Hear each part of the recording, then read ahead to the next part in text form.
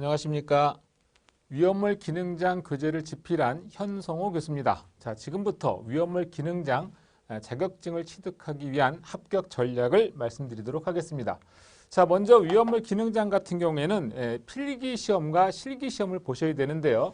자, 필기 시험의 경우에는 총 문제가 몇 문제 출제되느냐 하면 60문항이 출제됩니다. 자, 이 중에서 60%에 해당하는 36개 문항을 여러분들께서 마치시게 되면 그때는 필기시험을 합격을 하게 되는 거고요. 자, 그 다음에 실기시험을 치르게 되는데 실기시험은 20문항 5점을 곱해서 이제 100점 만점으로 60점 이상 취득하시게 되면 이때 이제 최종적으로 위험물 기능장 자격증을 취득하실 수가 있는 겁니다.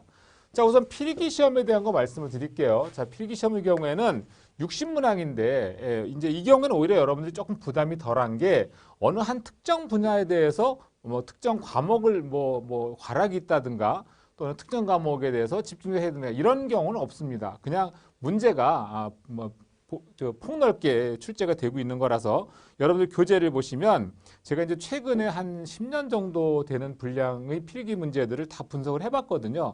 그랬더니 그 중에서 이제 일반화학과 유체역학이라는 과목이 있죠.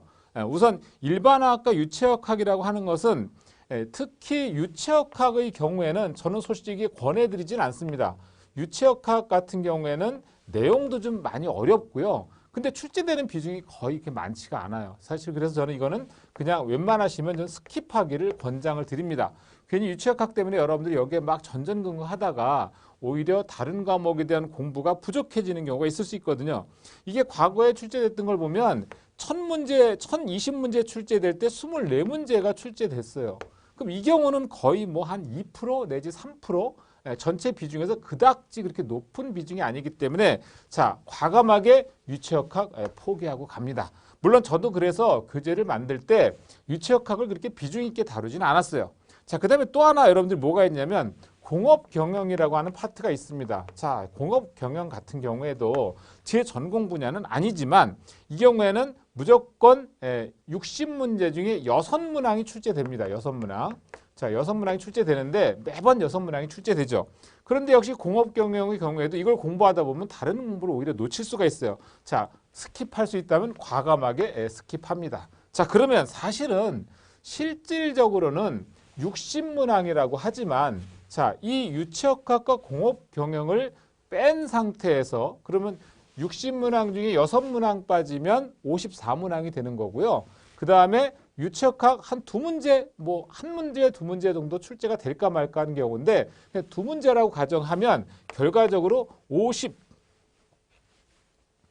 52문항이 출제됐을 때 내가 36개 이상 맞겠다. 36개 이상 내가 좀 뭐 정확하게 채점이 될 수 있도록 공부를 하겠다라는 그런 각오로 공부를 하셔야 될 것 같습니다. 그러니까 평균 60점이라고 하는 것보다는 조금 한 70점 정도를 내가 취득하겠다. 물론 이제 어차피 객관식이기 때문에 유체역학이나 공업경영을 완전히 여러분들이 틀리지는 않으실 거예요. 그래서 제가 합격 전략을 말씀드리는 겁니다. 그래서 저는 되도록이면 요 두 파트는 그냥 조금 소홀하게 좀 가셔도 좋지 않을까라는 생각이 들고요.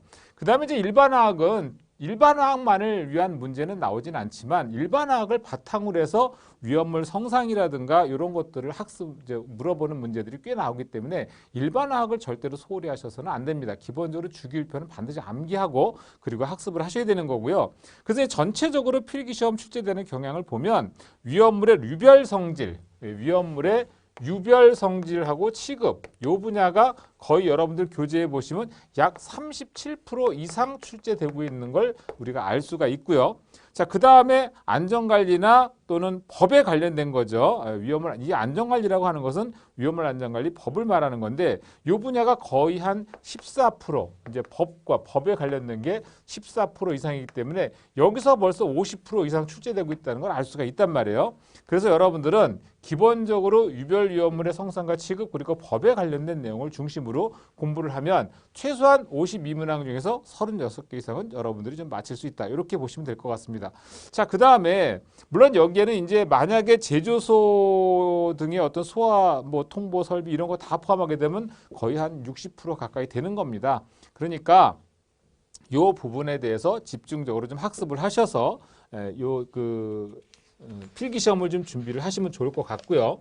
자, 그 다음에 이제 실기 시험 같은 경우에는 총 20문항이 출제가 되는데 역시 이 경우에는 예전에는 20문제가 출제가 돼서 5점씩 배점해서 100점을 배점하는 경우가 많았는데 최근에 와서 이제 그 한 문제를 10점 문항으로 해서 19문제가 출제되는 경우도 있고요. 그리고 또 한 문항당 여러 가지 가지치기 문제들이 나와서 부분 점수라고 하는 게 있습니다. 그래서 그거를 부분 점수라고 하는 게 있기 때문에 아는 건 다 쓰셔야 돼요. 다만 틀린 것과 같이 쓰게 되면 그건 틀리게 채점이 되니까 문제에서 요구하지도 않는 그런 답안을 작성하시는 일은 없어야 되겠습니다. 자, 좀 더 구체적으로 살펴보면 자, 실기시험의 경우에는 일반화학과 유체역학만을 위한 문제는 거의 출제가 되지 않고 있고요. 위험물의 성질, 소화약제, 그 다음에 시설기준 이렇게 합하게 되면 거의 이 부분에서 한 70% 이상 출제가 되고 있습니다.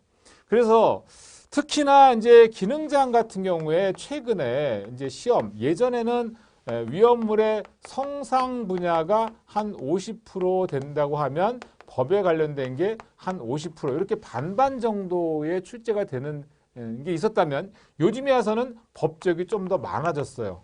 한 55% 그리고 성상 쪽이 한 45% 정도 이렇게 출제되는 경향이 있고요.